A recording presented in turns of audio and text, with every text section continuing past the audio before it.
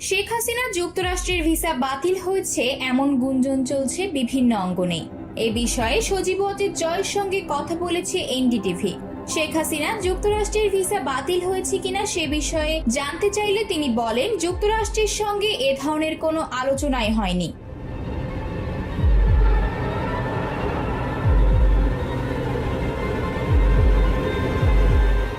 গত সোমবার ছাত্র জনতার বিক্ষোভের মুখে শেখ হাসিনা প্রধানমন্ত্রী পদ থেকে ইস্তফা দিয়ে ভারতে গেছেন। সেখান থেকে তিনি যুক্তরাজ্য যেতে পারেন বলে ভারতীয় বিভিন্ন সংবাদ মাধ্যমের খবরে বলা হয়েছে।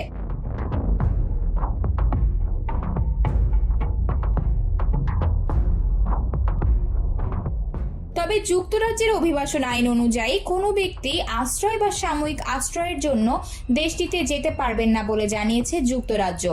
দেশটির স্বরাষ্ট্র মন্ত্রণালয়ের একজন মুখপাত্র এই তথ্য জানিয়েছেন।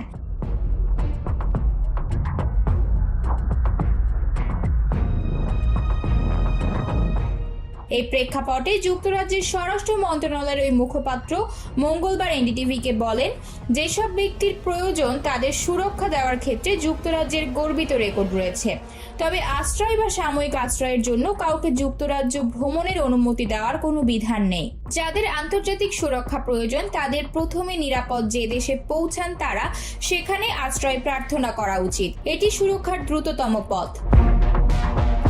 এ বিষয়ে শেখ হাসিনার ছেলে যুক্তরাষ্ট্র প্রবাসী সজীব ওয়াজেদ জয় এনডিটিভিকে বলেছেন, শেখ হাসিনার আশ্রয় চাওয়ার খবর সঠিক নয়।